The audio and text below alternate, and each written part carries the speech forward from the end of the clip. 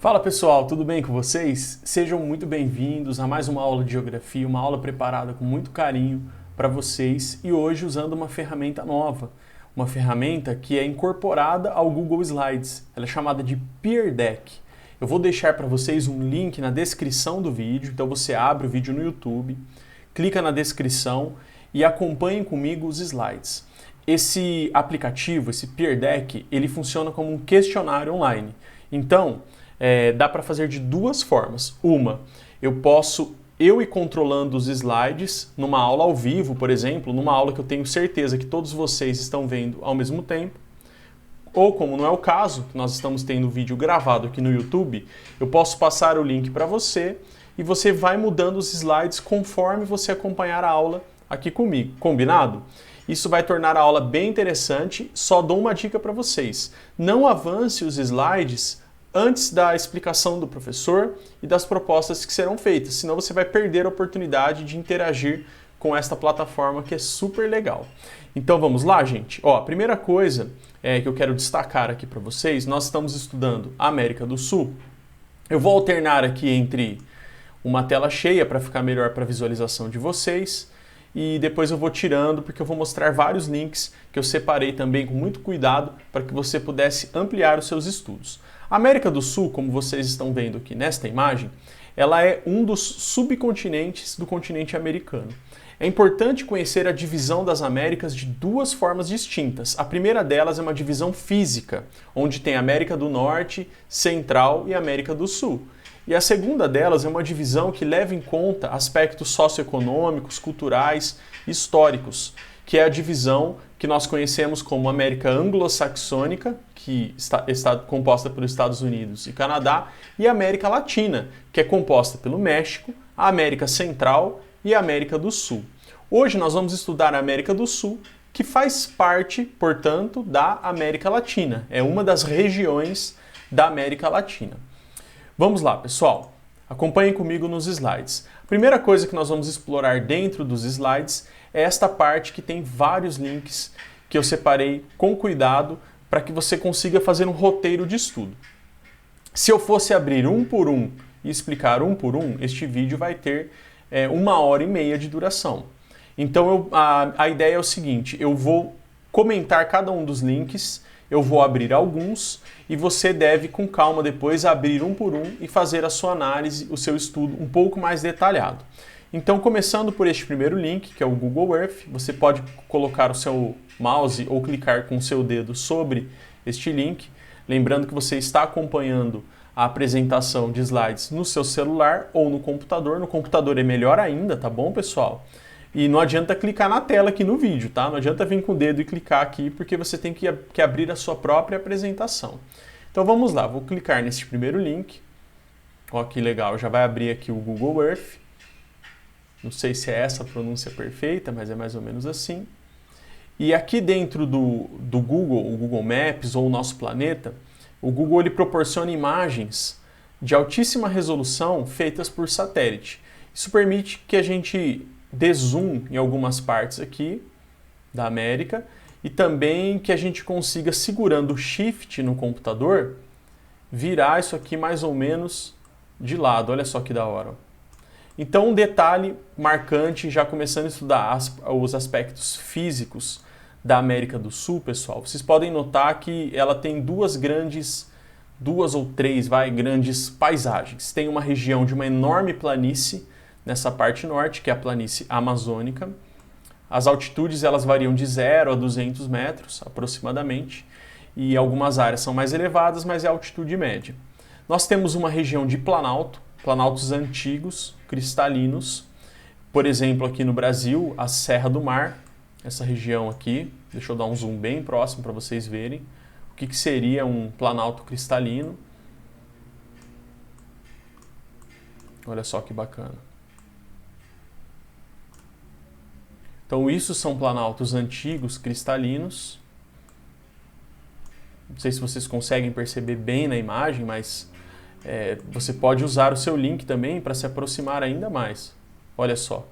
São montanhas mais antigas, desgastadas, extremamente resistentes, que têm bilhões de anos. Parte dessas serras aqui têm recursos minerais importantíssimos. E se você for, por exemplo, saindo daqui da região de São Paulo, e indo mais em direção a Minas Gerais, ó, vamos sair daqui. Aqui, Minas Gerais, você vai perceber também que toda esta paisagem é composta por esses escudos cristalinos antigos. E é por isso que Minas Gerais, por exemplo, é um estado que tem muitos recursos minerais. Mas como eu estava dizendo para vocês, na América do Sul nós temos aqui pelo menos 3 grandes paisagens. Uma grande planície, planaltos, aqui na região do Brasil, e a paisagem natural mais marcante em termos de relevo é a Cordilheira dos Andes, que começa desde lá da Venezuela, se estende passando pela Colômbia, Equador, Peru, Bolívia e Chile. Olha só, gente, aqui nós já estamos falando de montanhas elevadíssimas, com altitudes muito altas. Eu sei que dá uma aflição às vezes que eu não estou olhando diretamente para vocês, mas eu preciso olhar aqui para a tela para poder conduzir a aula e mostrando melhor os slides, tá bom, gente? Então aqui são as cordilheiras, a Cordilheira dos Andes. Como eu disse, ela se estende desde a Venezuela até o Chile. E também nessa imagem dá para perceber, não sei se vocês conseguem, já tinham notado isso, na verdade, que tem uma espécie de uma área rebaixada aqui, ó. Isso aqui que vocês estão vendo do lado esquerdo é a placa de Nazca, uma placa tectônica. E à direita é a placa sul-americana. A placa de Nazca já está no fundo do oceano e ela entra embaixo da placa sul-americana, e isso que fez surgirem os dobramentos recentes dos Andes. Além disso, pessoal, é lógico que toda a área que está no contato de placas tectônicas está sujeita com uma certa frequência a terremotos e também vulcanismo. Então toda essa região oeste da América do Sul, Chile, pega até um pouquinho da Argentina, Bolívia, Peru, Equador, Colômbia e até um pedacinho da Venezuela tem dobramentos recentes e, consequentemente, risco de terremotos. Beleza, pessoal? Então esse é o primeiro ponto que eu acho legal ser destacado. Não são as únicas paisagens, por exemplo, aqui no norte do Brasil tem uma região de planaltos aqui, que até que são elevados, mas eles não são dobramentos recentes. Então eles compõem também uma parte da paisagem da América do Sul. Mas fiquem tranquilos que nós veremos tudo isso em mais detalhes nos outros links. Então esse foi o primeiro link que eu quis mostrar para vocês. Vamos para o segundo link, o link das placas tectônicas. Aqui tem até o nome da placa para vocês verem, ó. Então tá aqui, pessoal, a placa sul-americana, a placa de Nazca. Então o contato convergente das duas placas, sendo que a placa de Nazca ela é mais densa e ela entra embaixo da sul-americana. Esse movimento dela entrar embaixo chama movimento de subducção. No movimento de subducção da placa de Nazca em relação à sul-americana, a sul-americana sofre o dobramento, que é o dobramento recente responsável pela formação da Cordilheira dos Andes. Beleza? Eu acho que é um assunto que vocês lembram de ter estudado isso, talvez aí lá no primeiro ano do ensino médio. Próximo link que a gente vai dar uma olhadinha. Se você não quiser deixar muito pesado aí seu computador ou seu celular, pode ir fechando os links que a gente já estudou. Então aqui nós temos um mapa, diferente daquela imagem de satélite do Google, aqui é um mapa que possui os nomes e também tem uma escala de altitude, mostrando o relevo da América do Sul e também as bacias hidrográficas. Então nessa parte da aula é importante que você preste atenção à bacia hidrográfica, às bacias hidrográficas e ao relevo. Então já falei, Cordilheira dos Andes, altitudes muito elevadas, passando de 5.000 metros de altitude. Planalto no Brasil tem esse Planalto Central e aqui os Planaltos e Serras do Atlântico. Aqui tem o Planalto das Guianas e aqui a Planície Amazônica, a Planície Platina e aí tem outras regiões, por exemplo, aqui tem uma parte que chama Pampas, a outra região aqui é o Chaco, essa região aqui mais central, e a Patagônia, que fica mais ao sul ali na Argentina. Então, e no Chile também pega um pouquinho. Então, galera, ó, se liga no que eu vou falar agora, que é muito importante. Vocês conseguem perceber que as bacias hidrográficas parecem uma espécie de uma raiz assim de uma planta, né? Então tem o rio principal e tem todos os seus afluentes, que são os rios menores que desaguam no rio maior. No caso da planície amazônica e da bacia amazônica, os afluentes são enormes, tá? Muito grandes mesmo. E também nós temos aqui uma outra planície e uma outra bacia, que são as duas principais, então, da América do Sul. A amazônica, aqui é o norte, a maior do mundo, e a planície platina, onde os rios nascem até em regiões de planalto. Por isso que a planície platina, eu vou mostrar um outro mapa para vocês já na sequência, ela é muito diversificada em relação ao seu uso. Tá? Então vamos lá, você tem um mapa aqui com os nomes, depois se você quiser dar uma conferida novamente nas formas do relevo, é só você abrir esse mapa. E agora sim o mapa das bacias hidrográficas sem nome, tá? Porque eu quero destacar apenas 3 aqui para vocês. Então esta parte toda mais escura é toda a bacia amazônica, onde o rio Amazonas, que nasce lá no Peru, na Cordilheira dos Andes, ele corre em direção depois ao Brasil e deságua no Oceano Atlântico, recebe água de muitos afluentes, e esses afluentes todos do rio Amazonas, a maioria deles são afluentes de planalto. Significa que na bacia amazônica existe um potencial para a instalação de usinas hidrelétricas, inclusive é o maior do Brasil, é o maior da América do Sul em termos de potencial, mas não é o mais utilizado, porque a bacia amazônica tem uma série de problemas ambientais para a instalação de usinas hidrelétricas. Por exemplo, o deslocamento das populações ribeirinhas, mas também problemas ambientais como o alagamento de áreas enormes para fazer os reservatórios das hidrelétricas, o desmatamento e tudo mais. A vegetação acaba apodrecendo quando a área fica alagada para fazer hidrelétrica. Então esse é um detalhe muito importante. Maior potencial, bacia amazônica.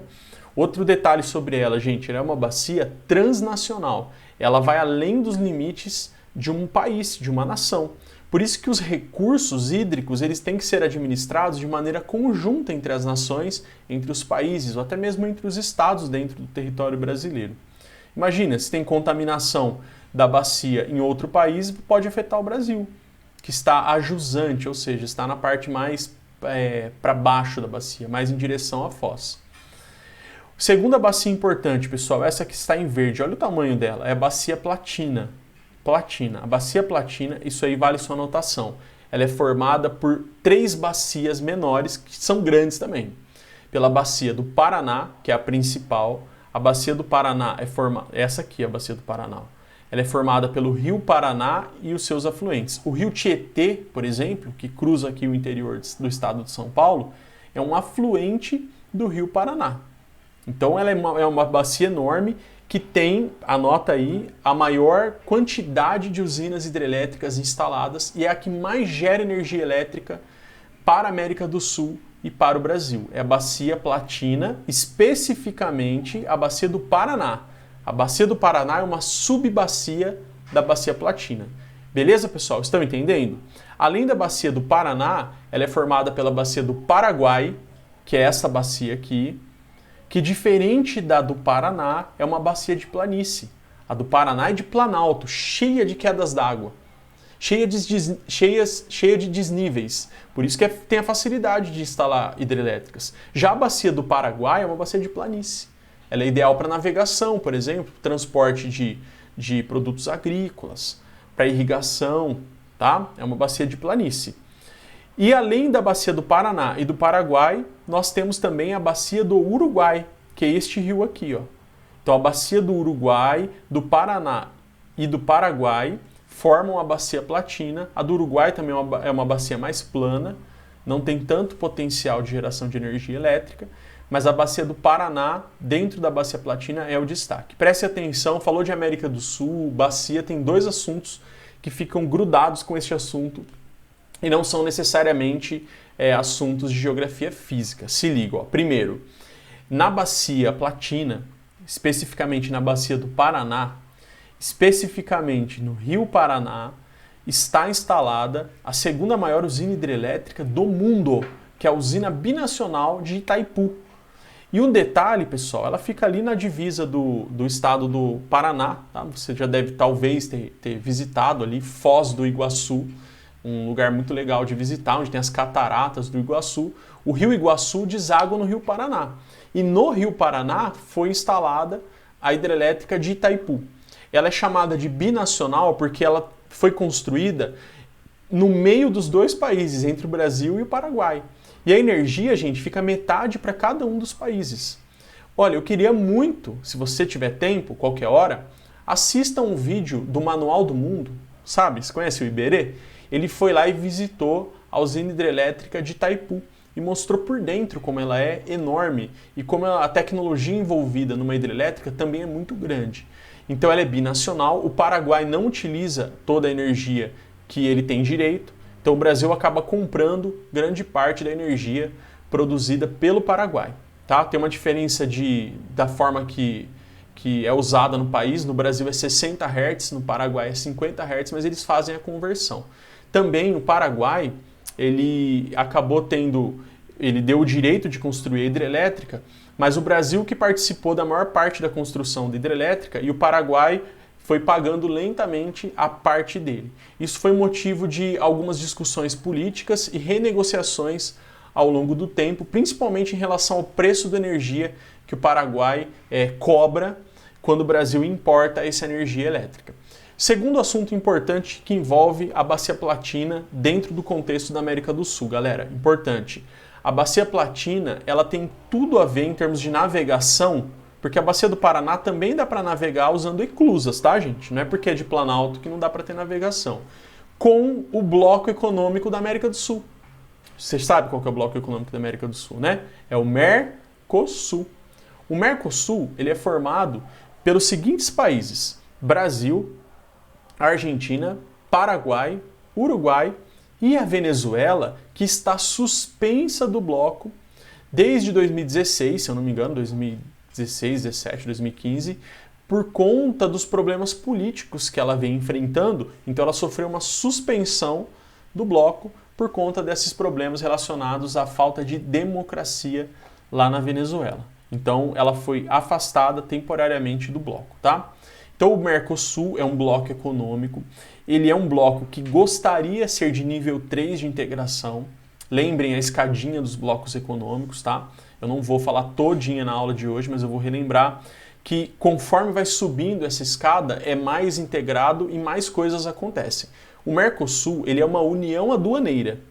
Ele é o nível 2 de integração, mas ele gostaria, quando ele foi criado, a proposta era ser um mercado comum. Mercado comum já é um nível 3, onde tem a livre circulação de pessoas, serviços, mercadorias e também existe uma cobrança de imposto único para produtos que vêm de fora do bloco. Então, por exemplo, se o Brasil for comprar um produto dos Estados Unidos, um PlayStation, por exemplo, um brasileiro quer comprar um PlayStation que vem importado, eu acho que é do Japão, na verdade, né? Que vem de fora. Aí o brasileiro vai comprar, o Brasil vai cobrar uma taxa de imposto, que é bem caro por sinal, né? Na teoria, a Argentina, o Paraguai, o Uruguai e a Venezuela também tem que cobrar o mesmo tanto de impostos. Mas na prática vocês sabem que isso acaba não funcionando. Muitas vezes os brasileiros querem ir para o Paraguai porque lá conseguem comprar produtos importados de outros países do mundo com impostos menores, o preço acaba ficando muito mais barato. Mas para relembrar, pessoal, o Mercosul ele propõe-se a ser um mercado comum, que seria o nível 3, mas na realidade é uma união aduaneira, nível 2. Numa união aduaneira, o que funciona ou deveria funcionar é 0% de impostos entre os países membros e tarifa externa comum. Todo mundo se reúne e define uma tarifa única para produtos que vêm de fora do bloco. Além disso, por tentar ser o mercado comum, no Mercosul você pode viajar para qualquer um dos países levando apenas o seu RG, tá? Estimulando a livre circulação de pessoas e também de serviços. Então, um brasileiro, de repente, ele pode trabalhar na Argentina porque ele consegue entrar e sair do país todo dia mostrando apenas o seu RG. Não tem que ficar carimbando o passaporte todos os dias. E aí, pessoal, estão gostando? Vamos continuar, hein? Climas e vegetações. Estes são os climas da América do Sul. Basicamente, nós temos um clima equatorial, clima tropical e subtropical. Já na região andina, o clima vai ficando mais frio conforme a altitude aumenta. É comum cair questões do vestibular falando sobre os climas da América do Sul, principalmente dois assuntos. Primeiro deles, pessoal, Quito e Manaus estão praticamente na mesma latitude. Mas Quito tem temperaturas muito mais baixas do que Manaus, tipo uns 15 graus a menos, em média. Por que isso acontece? Resposta, porque Quito está numa região montanhosa. Outro detalhe, conforme se distancia da linha do Equador e vai mais para o sul, vai ficando cada vez mais frio. Inclusive a incidência de neve na América do Sul ela é muito mais comum no extremo sul do Chile e da Argentina, por causa da latitude, mas pode acontecer em várias áreas de latitudes menores, ou seja, mais próximas ao Equador, por conta da altitude mais elevada. Então pode nevar sim no Chile, pode nevar em algumas regiões da Bolívia, por exemplo, por causa da altitude elevada. Tudo bem, galera? Segundo assunto que, quando o assunto é clima, acaba caindo no vestibular, é a questão do deserto do Atacama. Como pode? Do lado de cá, você tem, por exemplo, aqui onde eu estou mostrando com o mouse, no litoral de São Paulo, Ubatuba, que chove sem parar o ano inteiro. Se você pegar na mesma latitude, mais ou menos, e lá no Chile, é uma seca danada, gente, é um verdadeiro deserto. Isso acontece por quê? Bom, isso acontece porque do lado do Chile tem uma corrente marítima fria, a corrente de Humboldt. A corrente de Humboldt, corrente fria, ela deixa a temperatura lá extremamente, a umidade extremamente baixa. É um verdadeiro deserto, porque a água fria não evapora. E não evaporando não tem umidade. E não tendo umidade, o clima da região fica muito seco. Entendeu? Outra característica, gente, aí já puxando para a economia. A corrente fria de Humboldt, ela traz, como ela é uma corrente que vem do fundo do oceano para cima, e também vem das regiões ali de latitudes mais elevadas, mais próximas aos polos, ela vem carregada de micro-organismos, nutrientes que são fundamentais para a alimentação dos peixes, gerando uma cadeia como que chama mesmo aquele ciclo? Bom, me fugiu a palavra. Aquele que um vai se alimentando do outro, uma cadeia natural, e com peixes menores se alimentando dos fitoplânctons e peixes maiores se alimentando dos peixes menores. Por isso que Peru e Chile, gente, são destaques internacionais na produção de peixe, na pesca. Então eles são grandes destaques, o Peru e o Chile, por causa da corrente marítima fria que atua na região. Em anos que tem um fenômeno chamado El Niño ou El Niño, este fenômeno faz com que as águas do Pacífico leste, ou seja, do Pacífico que está no leste do Pacífico, não significa que é no leste do mundo, né? Então, nesta região aqui, próximo ao Chile, a água começa a esquentar de forma anormal em alguns anos. Isso sempre acontece próximo ao Natal, final do ano. Por isso que vem o nome El Niño, que significa o menino, tem a ver com o menino Jesus. Quando essa água vai esquentando, isso acontece porque o vento, que é comum aqui nessa região, os ventos alísios, eles enfraquecem. Ninguém sabe exatamente o motivo, mas a gente sabe das consequências. Com o enfraquecimento dos ventos, a água começa a aquecer aqui. E a pesca é prejudicada, portanto, nos anos de El Niño, e acontece uma coisa muito louca, chove no deserto. Tudo isso por causa da temperatura da água. Olha como a temperatura da água interfere em várias coisas, inclusive nas atividades econômicas e no clima do mundo inteiro. Continuando, pessoal, as vegetações, não vou entrar em detalhes, mas o destaque está para a floresta amazônica. Nós temos savanas aqui também, que é o cerrado brasileiro, mas na região de montanha, quanto mais alto, a vegetação vai ficando cada vez mais escassa, chegando até, em algumas áreas, nem ter vegetação por causa da neve, do frio e da falta de umidade que tem nas regiões de maior altitude. Legal, pessoal? Olha, dei um destaque maior para a parte física, porque a parte da população e economia eu posso falar de maneira mais geral e mostrando um link ou outro para vocês. Então, o primeiro destaque aqui para a parte populacional, Na América do Sul, nós temos alguns países que são considerados populosos. Dá uma olhada comigo aqui neste ranking. Ó. Então vamos lá. O primeiro país que aparece é o Brasil, com 211 milhões de habitantes. O segundo país que aparece da América do Sul, ó, México da América Latina. Vamos lá.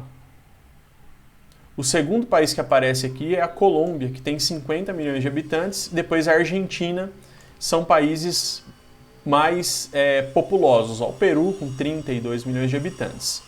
Então, em geral, a população na América do Sul ela é muito diversificada de país para país. Tem alguns países mais populosos e outros menos populosos. Você pode ver a lista completa clicando aqui e eu aconselho você fazer uma tabelinha no seu caderno, anotando, por exemplo, países populosos e países pouco populosos da América do Sul. Densidade demográfica. Um mapa para a gente analisar aqui, bacana, hein? Mapa de altíssima resolução. Aqui ao lado nós temos uma legendinha. Então, conforme vai ficando mais escuro, a densidade demográfica é maior, chegando nessa parte mais escura a mais de 1.000 habitantes por quilômetro quadrado. Na América do Sul, considerando país por país, a maioria dos países são países pouco povoados. Brasil, por exemplo, pouco povoado, Bolívia, pouco povoada, Argentina. No caso, a população vai ser de menos de 25 habitantes por quilômetro quadrado. Tá? Depois vocês podem dar uma conferida ali na legenda. E os mais povoados são aqueles países que são menores, mas que também são populosos. Por exemplo, a Colômbia, que eu falei para vocês, aqui é a Colômbia. Ó. Ela é um país populoso, o segundo mais populoso da América do Sul, e é bem menor do que o Brasil. Então ela é mais povoada do que o Brasil.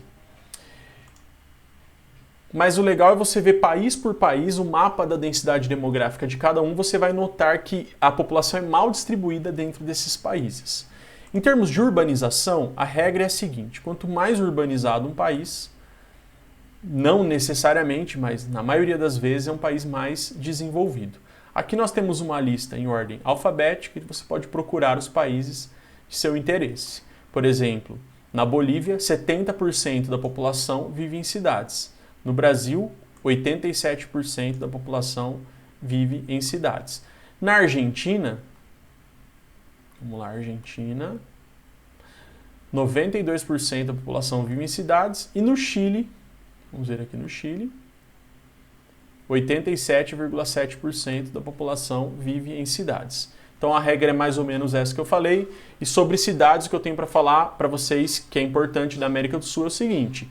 Em geral, na América do Sul, ocorreu o êxodo rural de maneira rápida, na maioria dos países, e as pessoas deixaram o campo e foram em direção às cidades, ocasionando graves e sérios problemas urbanos. Então, problemas comuns na América do Sul, em praticamente todos os países. Violência urbana, favelização, falta de moradia, problemas de saneamento básico, são questões, problemas de mobilidade urbana, que é o trânsito, são questões comuns em praticamente todos os países da América do Sul.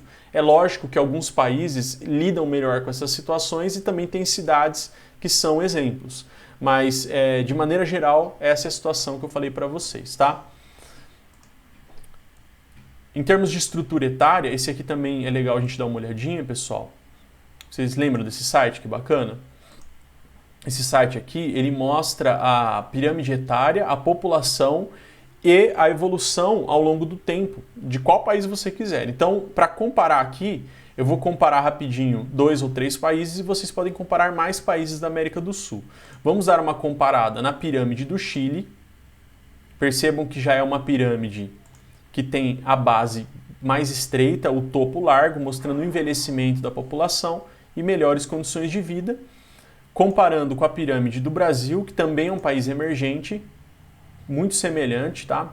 Ainda que na base parece que é um pouquinho mais cheinho. Comparando com a Argentina, que é um país também emergente. Olha lá a pirâmide da Argentina. Agora já tem a base um pouquinho mais larga, né? Agora o legal é você comparar, por exemplo, a pirâmide do Chile. Ó, do Chile, a gente pode comparar com a pirâmide da Bolívia. Ó, a Bolívia.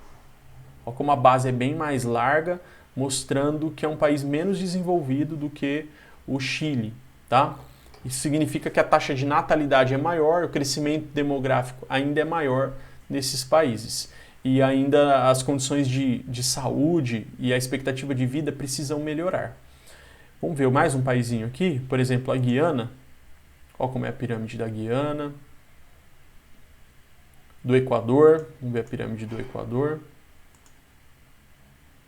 Não pode tirar uma conclusão apenas com base nesse gráfico, mas o gráfico ajuda bastante, sim, você ter uma noção sobre o desenvolvimento dos países. E numa comparação é legal também fazer. Acabei colocando urbanização 2 vezes aqui, gente, no mapa. Deixa eu ver se era alguma outra coisa. Acabou ficando repetido. Vou abrir aqui a composição étnica para a gente dar uma olhada.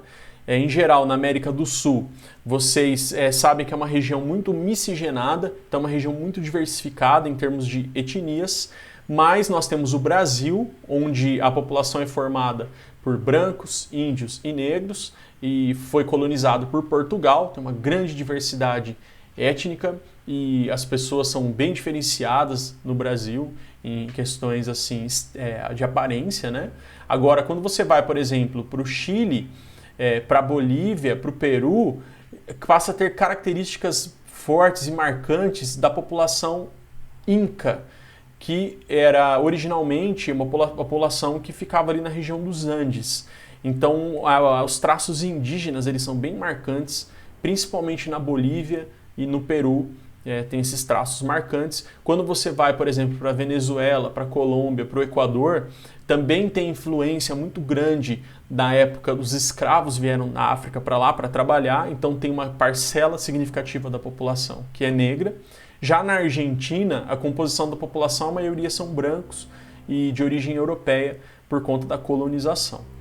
Mas aqui é legal que tem especificamente de cada um dos países, viu, moçada? Acho que é bem interessante vocês darem uma olhada depois. Por exemplo, na Bolívia, 68% é mestiço, que é uma mistura de branco e população nativa, o ameríndio que vivia ali originalmente. E 20% é indígena, e depois tem o restante aqui da composição da população. Já no Chile, olha o Chile, brancos e não indígenas, 88,9%, mas 9% é Mapuche, que é também de uma etnia nativa ali da região, que tem traços bem característicos. Quando você vai, por exemplo, para a Colômbia, ó, mestiço e branco, 87,6%, mas 7% da população é afro-colombiano. E então você pode dar uma olhada depois em todos os países. É legal você dar uma conferida na composição étnica de cada um deles, mas lembrando a influência forte da população nativa e também da colonização, tá? O IDH, eu já tinha aberto aqui, você pode ir na página 310, e aqui você tem a lista completa do IDH. Então quanto mais para o topo da tabela, melhor. A Noruega sempre fica ali no topo. A dinâmica aqui para você pesquisar é você ir descendo e encontrar o primeiro país da América do Sul que aparece no IDH. Vamos fazer isso junto? Primeiro país da América do Sul que aparece no IDH. Então vejam que em geral países europeus, né? Também da América Anglo-Saxônica. Gente, não sei se... apareceu já aqui, ó. Chile. Posição 42. Destaque em termos de o que é o IDH? Índice de Desenvolvimento Humano. Então ele mede a saúde através da expectativa de vida, a educação através da escolaridade e a renda através do PIB per capita. Então, em geral, fazendo uma massinha dessas três coisas, o Chile, na América do Sul, é o nosso destaque. Depois aparece a Argentina, o Uruguai. Então, em termos de condições de vida, esses três países são os destaques da América do Sul. O Brasil, por exemplo, ele vai aparecer só aqui na posição 79. Eu desafio você a continuar fazendo essa análise e ver qual que é o último país da América do Sul no ranking do IDH. Para terminar, pessoal, vamos para os aspectos econômicos. O PIB, ele mede a quantidade total que é produzida em um país, a soma de todas as riquezas de um país, seja do setor primário, da agropecuária, do setor secundário, que é a indústria, ou do setor terciário, que são os serviços e o comércio. Eu fui falar do PIB, eu lembrei de mineração. Em termos de mineração, na América do Sul, o Chile ele é um grande produtor de cobre e a Bolívia, pessoal, é um grande produtor, olha que interessante isso, de lítio, que é considerado a gasolina do futuro, ou gasolina branca. O lítio vem do sal e na Bolívia tem um deserto de sal, que é o Salar do Uyuni, que inclusive é o pano de fundo aqui dessa apresentação que vocês veem, da gravação. O Salar do Uyuni, ele é um deserto de sal porque antigamente tinha um mar. Quando formou a Cordilheira dos Andes, esse mar ficou isolado em altitudes maiores e com o tempo ele evaporou, gente, e ficou um deserto de sal gigantesco que fica entre a Bolívia ali, o Peru e o Chile. O Salar do Uyuni, ele tem a extração de sal, né, obviamente, mas também tem a extração do lítio, que é um recurso muito interessante. E falando em extração de minerais e economia, olha só como os países têm uma postura diferente em relação a isso. O Chile, por exemplo, ele promove a extração do lítio nesse salar através de empresas particulares, de iniciativa privada. Então o governo vai, abre concessão ali, as empresas vão lá, fazem todo um leilão e a empresa que ganha tem direito de explorar aquela área e paga impostos para o governo chileno. Já a Bolívia prefere fazer a exploração por meio de empresas estatais. É o próprio governo que faz a exploração. Isso tem muito a ver com o alinhamento político dos países, tá, galera? Então, ó, Bolívia,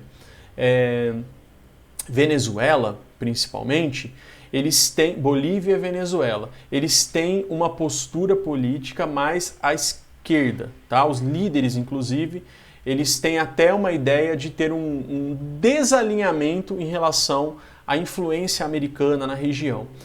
São chamados de bolivarianos, por conta de Simão Bolívar, que foi um personagem importante na luta pela libertação da América do Sul, principalmente a América Andina, que são os países andinos, em relação à influência europeia e espanhola, tá, galera? Então tem essa postura política diferente.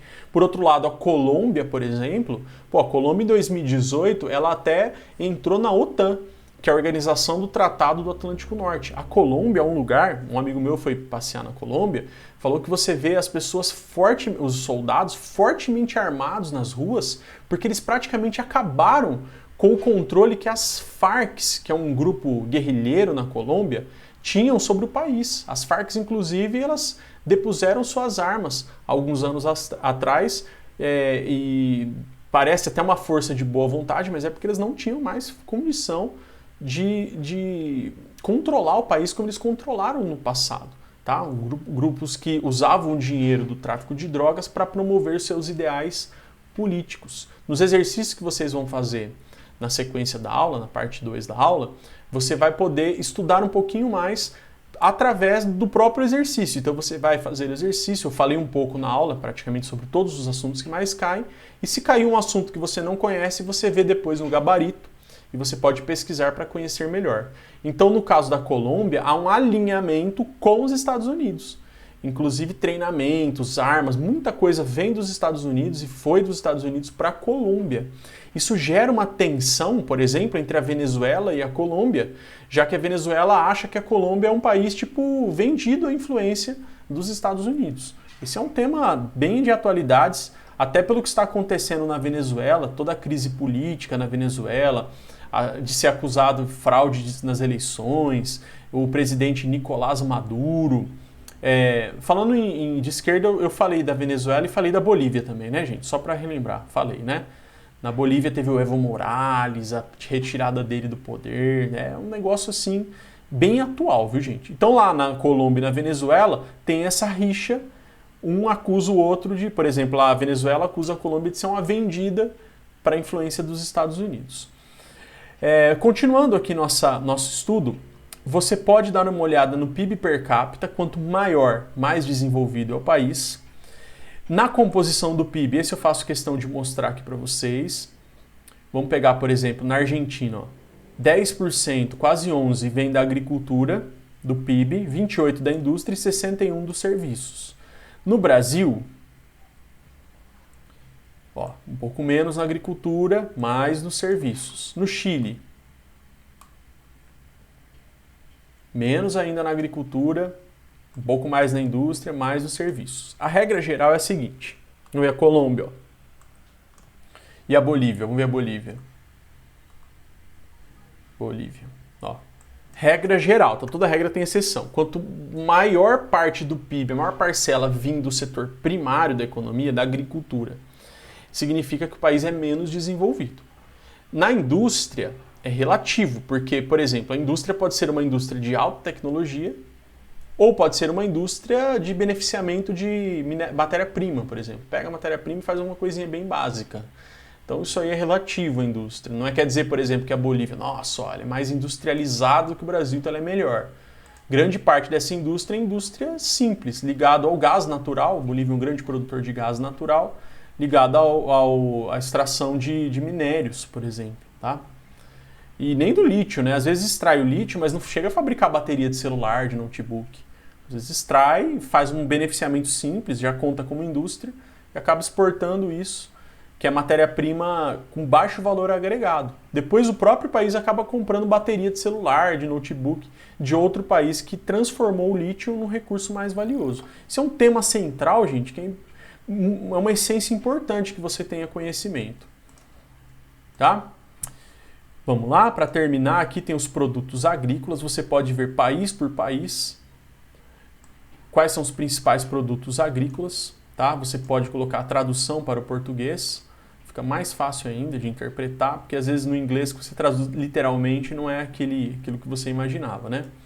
Então dá uma olhadinha na Argentina, vamos ver aqui a Bolívia, ó, tem os produtos agrícolas que são os principais. No Brasil, nós temos os produtos agrícolas aqui. No Chile, ó. O Chile é um país que se destaca internacionalmente pelo cultivo de uvas. As vinícolas elas se dão muito bem em locais de climas mais secos, como o clima mediterrâneo, que tem grande parte do Chile. Então você passa a ter um controle muito bom sobre a quantidade de água que vai na planta, porque é você que controla, e não o clima que controla. Porque chove muito pouco, então você consegue dosar. Então, no Chile, por exemplo, é um grande destaque. Produção de frutas e uvas vinícolas. Tem vários outros países, a Colômbia, o café é famoso internacionalmente e outras coisas mais.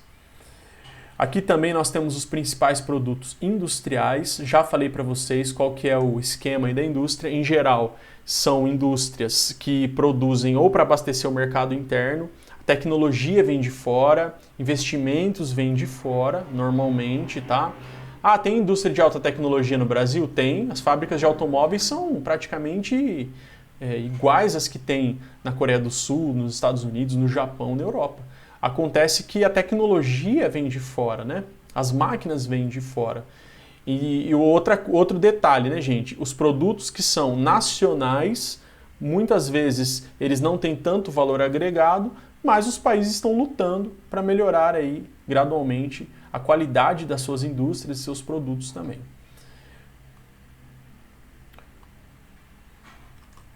Deixa eu pôr aqui a tradução para português. Olha lá, indústria de mineração, fundição, petróleo. No Brasil, têxteis, sapatos. No Chile, ó, cobre, lítio. É muito legal você entender que a indústria nesses países da América do Sul muitas vezes estão ligadas ao setor primário. São indústrias ou agroindústrias, que estão relacionadas à agropecuária, ou indústrias de mineração. Muito disso na América do Sul. E outros que você pode abrir aqui o site, selecionar um país. Vou pegar o Uruguai, por exemplo. O Uruguai. E tendo aqui o país, ó, você tem todas as informações sobre o país, desde informações socioeconômicas até informações de economia. Eu gostaria de destacar aqui para terminar, que vocês, eu falo para terminar e tem mais 15 minutos de aula, né, moçada? Que vocês dessem uma olhada, a parte final aqui da economia, ó, tem o tanto que o país exporta, tipo o Uruguai exportou 11,4 bi, e o tanto que importa, ele importou 8,6 bi, ou seja, ele tem um superávit. Superávit é quando o país vende mais do que compra. Déficit é quando ele compra mais do que vende. Tem os principais produtos de exportação, os principais produtos de importação. E tem também os principais parceiros, para quem mais o Uruguai vende, tá aqui.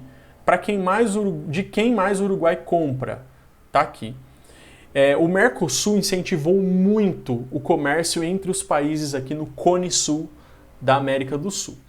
Houve uma evolução muito grande, mas ainda está muito distante do que a gente espera para um bloco econômico consolidado, forte. Legal, pessoal? Olha, esta parte aqui da aula terminou. Agora vem a parte das perguntas, tá? Que seria a parte 2 da aula. Então você vai no seu celular, no seu computador, ir para o próximo slide, aqui é o slide 3. Aqui tem a fonte que eu pesquisei. Pesquisei todas as questões, selecionei as melhores para vocês. Então, começando por uma questão da Unesp 2019, fala aqui sobre a hidrelétrica de Itaipu, que foi construída durante os anos 70 e 80. Uma questão recente da Unesp 2019. E o básico que você tem que saber sobre a usina de Itaipu, eu falei na aula, né? Binacional entre Brasil e Paraguai, produção de energia elétrica, bacia platina, tem o lance da importação de energia do Brasil, que importa do Paraguai.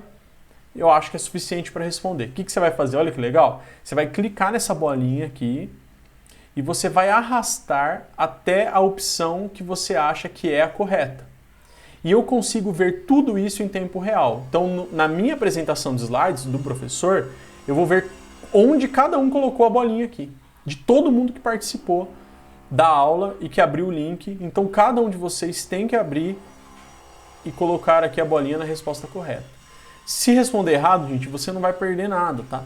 Mas eu prefiro que você deixe errado, mesmo depois de ver a correção, para que eu possa ter uma noção do que vocês mais marcaram. Se a maioria colocou a bolinha aqui, marcando a E como correta, ou se marcou a D, por exemplo, como correta, ou se marcou a C como correta, tá? Então você vai arrastar a bolinha e deixar na opção que você acha que é a correta.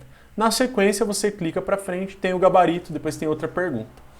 As perguntas tem umas que é para você escrever, tem umas que é para você assinalar, então você vai fazer um risquinho no celular mesmo, ou com o mouse no computador. Tem umas que é para você digitar o resultado da soma, que são as de somatória, e tem umas que é para você assinalar a opção correta clicando. Então espero que seja muito legal, que vocês gostem bastante dessa plataforma, deste recurso novo que eu estou trazendo e apresentando para vocês. Afinal de contas, a gente transforma do limão uma limonada, né, moçada? Então, um momento de dificuldade que nós estamos passando, de não ter aulas presenciais, ele é compensado por novas tecnologias e recursos que transformam você num estudante que pode estar à frente de muitos no Brasil que estão só ali, ó, de braços cruzados, assistindo a aula, e aqui está sendo proposta interação para você participar e aprender para valer. Beleza, pessoal? Espero que vocês tenham gostado de verdade dessa aula. Eu preparei com muito carinho, eu gravei com muito carinho. Tomara que não tenha ficado com um delay na gravação, com falha, porque às vezes o computador não dá conta, né, de muita informação ao mesmo tempo, imagem, câmera e sites. Mas se ficou, espero que vocês relevem esse pequeno detalhe. Deixa seu joinha aí para eu saber que você gostou da aula. Se você gostou especificamente de algum detalhe da aula, chamou a tua atenção, uma curiosidade, uma coisa que você não sabia, algo que você pesquisou, deixa um comentário aqui no vídeo do YouTube. Assim todo mundo consegue ver os comentários, ver a interação e até conhecer coisas novas. Você pode colocar, por exemplo, um link do Salar do Uyuni, alguma coisa do tipo. E eu vejo cada um dos comentários e respondo, dou um joinha ou respondo na medida do possível. Valeu, pessoal! Até a próxima aula!